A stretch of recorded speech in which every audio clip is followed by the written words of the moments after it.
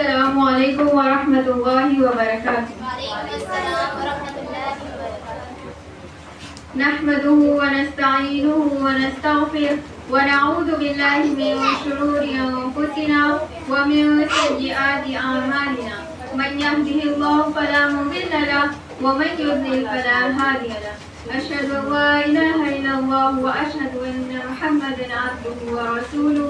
أما بعد فأعوذ بالله من الشيطان الرجيم. بسم الله الرحمن الرحيم. رب اجعل هذا البلد آمنا. عزیز سامعین، آج کے اس نادیے میں میری تقریر کا عنوان ہے وطن سے محبت. عزیز سامعین، 15 اگست ہمارے ملک کی غلامی سے آزادی کا دن ہے. 1947 کو ہمارا ملک ظالم و جابر انگریزوں کی ظلم اور ان کی غلامی سے آزاد ہوا. تو یہ ملک آزاد ہے اور اس آزادی کے موقع پر ہم خوشی مناتے ہیں اور اس خوشی میں ہر ایک شامل ہوتا ہے اور اس خوشی میں شریک ہونے کے سب سے بڑے حصے دار ہم مسلمان ہیں. عزیز سامعین، سب سے پہلے ہمیں یہ جاننا چاہیے کہ وطن کسے کہتے ہیں. وطن کہتے ہیں کہ آدمی جہاں پیدا ہوا، جس جگہ پرورش پائی، جہاں کھیلتا کودتا ہے، اس کو اس کا وطن کہا جاتا ہے. اور یہی وجہ ہے کہ اس وطن سے قدرتی طور پر اس جگہ سے اس کو لگاؤ اور محبت ہوتی ہے. اور یہ محبت اللہ تعالیٰ نے تمام جاندار کے، انسان تو چھوڑیے، مخلوق، جتنی مخلوق ہے سب کے دلوں میں ڈال دی ہے. اللہ تعالیٰ نے اس کی جائے پیدائش، اللہ تعالیٰ نے الفت اور محبت ڈال دی ہے. عزیز سامعین، آزادی صرف ایک لفظ نہیں بلکہ یہ ایک بہت بڑی نعمت ہے. ہم میں سے بہت سے لوگ آزادی کو ایک معمولی سی چیز سمجھتے ہیں کیونکہ ہم نے غلامی نہیں دیکھی. جو لوگ غلامی کی دور سے گزرے، جنہوں نے اپنے حقوق کے لیے جدوجہد کی، جنہوں نے اپنے وطن کے لیے تکلیفیں برداشت کی، وہ آزادی کی اثر قدر ہم سے کہیں زیادہ جانتے ہیں.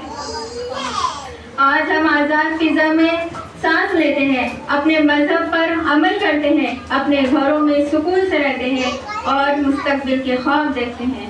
یہ ہمیں ان نعمتوں کی قدر کرنی چاہیے اور اس پر اللہ تعالیٰ کا شکر ادا کرنا چاہیے. اللہ تعالیٰ نے ابراہیم علیہ السلام کی دعا بیان کرتے ہوئے فرمایا، رب اجعل هذا البلد آمنا. اے میرے رب، اس شہر کو امن والا بنا دے. غور کیجیے، ابراہیم علیہ السلام نے اپنے وطن اور شہر کے لیے سب سے پہلے امن کی دعا کی. اس سے معلوم ہوا کہ ایک سرزمین کا امن و سکون اور حفاظت میں ہونا کتنی بڑی نعمت ہے.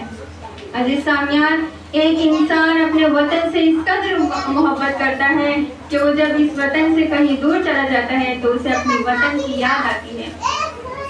ہمارے پیارے نبی محمد صلی اللہ علیہ وسلم اپنے وطن مکہ مکرمہ سے محبت فرماتے تھے اور جب آپ کو مکہ سے ہجرت کرنا پڑا تو آپ صلی اللہ علیہ وسلم کو اپنے شہر کی محبت موجود تھی آپ کے دل میں.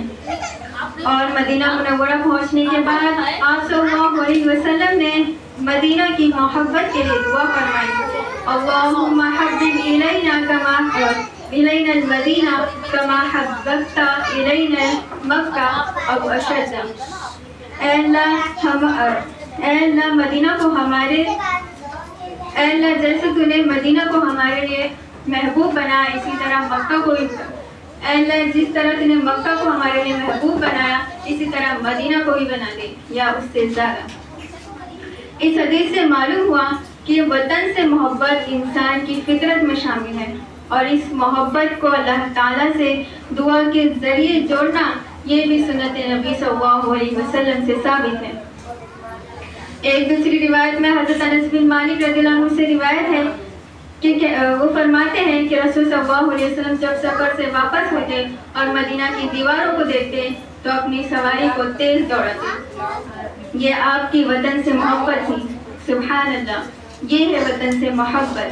عزیز سامعین، وطن سے محبت صرف جھنڈا لہرانے یا نعرہ لگانے سے نہیں، بلکہ وطن سے محبت یہ ہے کہ ہم اپنے علم، اپنی صلاحیت اور اپنی محنت کو ملک اور انسانیت کے فائدے کے لیے استعمال کریں۔ ملک کا قانون ہے کہ ہر انسان اپنی اپنی مرضی سے اپنے مذہب پر عمل کر سکتا ہے۔ اللہ تعالی ہمیں اپنے وطن سے جوڑے اور عقیدہ توحید پر قائم رکھے۔ آزادی میں ہمارے علماء نے توحید پر بہت محنت کی ہے اور اس کی بڑی قربانی دی ہے۔ ہم لوگ توحید پر انشاءاللہ قائم رہیں، یہ ملک محفوظ رہے گا۔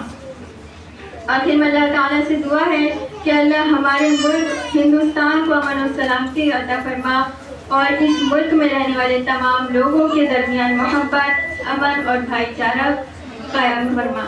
آمین یا رب العالمین۔ السلام علیکم ورحمۃ اللہ وبرکاتہ۔